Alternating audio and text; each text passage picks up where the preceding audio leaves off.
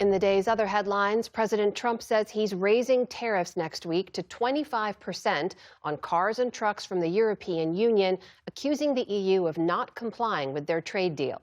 The new levies come at a time when the global economy is already reeling from the Iran war. Speaking to reporters at the White House, Mr. Trump didn't elaborate on how he'd hike the tariffs or why he chose to do so now. We raised the tariffs because they were not, as usual, they were not adhering to the agreement that we have. We have a trade deal with the European Union. They were not adhering to it. Mr. Trump was referring to a deal reached with the EU last summer that set levies on most European goods at 15%. The Supreme Court then ruled in February that much of his tariff agenda was illegal.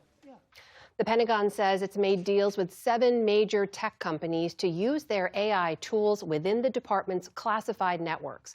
They include SpaceX, OpenAI, Google, Microsoft, and NVIDIA, some of which already had deals with the Defense Department. Officials say the companies will allow the Pentagon to employ their technology for any, quote, lawful use. That standard lies at the heart of a legal dispute involving Anthropic, which was not listed in today's announcement. The AI startup has objected to its technology being used for fully autonomous weapons and domestic surveillance. In Florida, a former Miami congressman with ties to Secretary of State Marco Rubio was convicted today of secretly lobbying for Venezuela. A jury found David Rivera guilty on all counts, including failure to register as a foreign agent and conspiracy to commit money laundering. The case centered on a $50 million lobbying campaign to convince the first Trump administration to ease sanctions on then-President Nicolas Maduro's government. Rubio himself testified, though he's not been accused of any wrongdoing.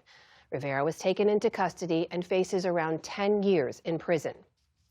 In Texas, an investigation is underway into what caused a small plane to crash in the state's hill country, killing all 5 people on board. The Cessna aircraft went down shortly before midnight last night in Wimberley, Texas, nearly 40 miles southwest of Austin.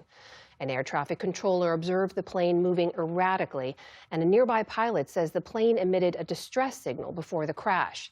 The names of those on board have not yet been released, but a local pickleball club says they were members who were flying to a tournament. In Washington state, police arrested a high school student suspected of wounding 5 people in a stabbing rampage. The attack happened yesterday at Foss High School in Tacoma, just south of Seattle.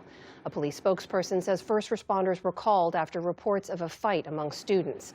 The campus briefly went into lockdown and classes were canceled for today.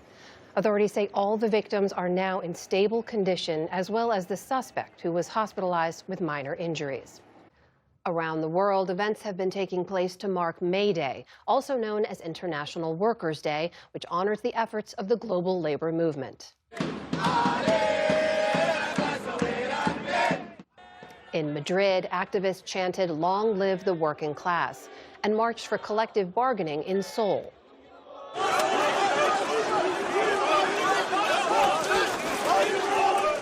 In Istanbul's Taksim Square, demonstrations turned violent. Turkish police detained hundreds of protesters amid the clashes.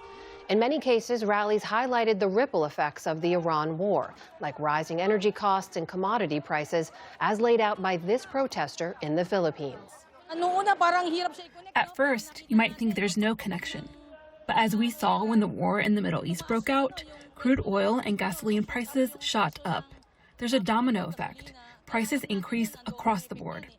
Here in the U.S., May Day is not a public holiday like it is in many other parts of the world, but cities including New York and Chicago saw marches and boycotts where opposition to the policies of President Trump was a common theme. On Wall Street today, stocks ended mixed following some strong corporate earnings.